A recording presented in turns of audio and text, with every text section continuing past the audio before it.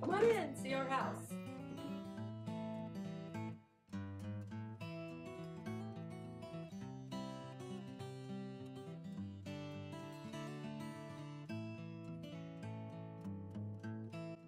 On the house, we've got a new roof on it. We've added some things like the dual fuel furnace. Had the house all tightened up so we could get it efficient. Let's put it. We didn't want to spend a lot of money every month on bills, so it's very efficient that way. Put in the wood floors in the house, upgraded the appliances. So we've done some of those things that were, you might do if you live somewhere long enough, you might go. Much on the outside, it's all brick and it's really very maintenance free. My father-in-law had bought this place as a piece of dirt and moved in with his RV, punched the well, got electric put in, built one shop, backed his RV in the shop, said now I'm out of the weather, then decided he wanted a little kitchen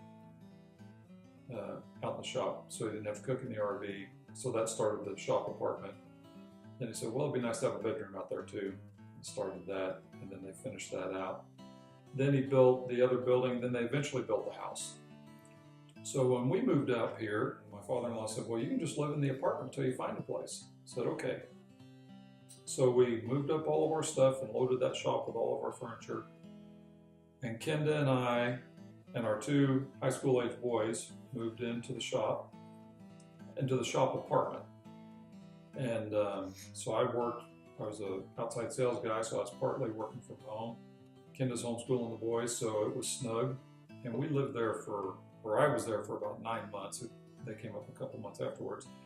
And we looked for places. We were trying to find a little piece of ground we could raise cattle and kind of live our dream of having a little livestock operation. And we just could not find anything that we liked. We looked all over Jasper County and up north and over towards Lawrence County. And then my father-in-law finally said, well, you know what? Why don't you buy it from us since you can't find something you like? And we said, oh, okay. So that works. So we'd already been living here for a while and got a good test drive of the place. That's how we got here. When we bought it, it was all in row crop. And we're not farmers. We wanted to raise cows and sheep and eventually did quite a bit of stuff on grass. And so we went ahead and put it back in the grass, put in a full grazing system. We were kind of in this area, I guess, an early adopter when the NRCS was doing the grazing schools and everything in the county. And so we learned about that and had been reading about it for a while.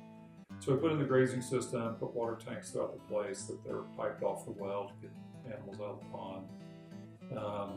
And then just started working on the soils and the grass to get it back to a really nice grazing operation.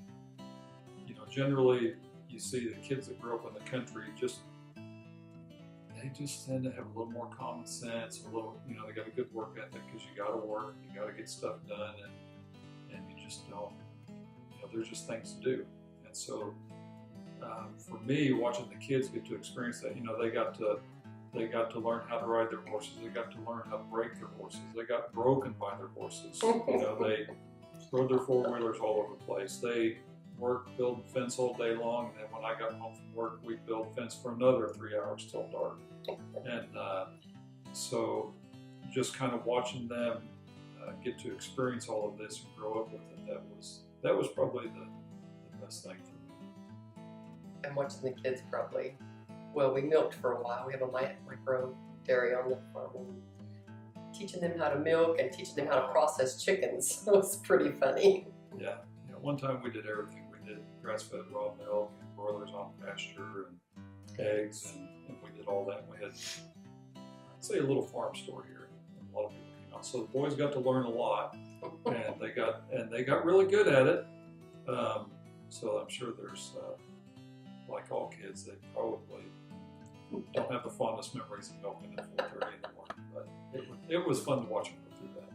Well, I like to go to the river. That's my favorite part of the place, and my favorite thing really is to sit on the back porch and drink coffee and watch the mist come up in the mornings, the dew come up. It's beautiful, and since we have the pond and the river, that's pretty frequent. Her dad and her grandparents had a farm in the next city right between the North Fork and the Spring River. So when her dad moved back to this area, his dream was to have another farm on one of those two rivers. And so North Fork is what he was able to find. So Kenda's family's been here several generations back in this area. Probably the hardest thing about leaving, because it's just tough to find a spot like this where you can sit out back and say, wow, it takes work like any piece of land does, but to us it always has been a little piece of paradise. So this particular area has a lot of deer and turkey. It's very common right off the back porch to see deer right in the bottoms grazing. We see turkey all the time.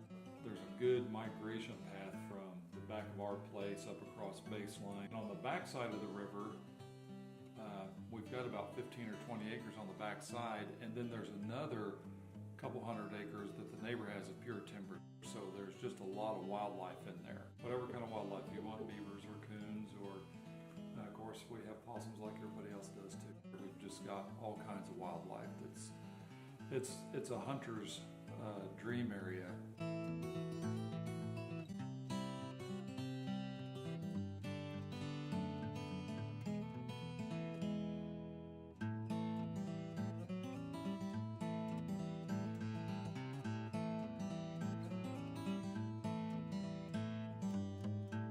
We're looking out, we got the beautiful trees, and we got our horses right there, and some cattle grazing over here, and I said, we live in paradise.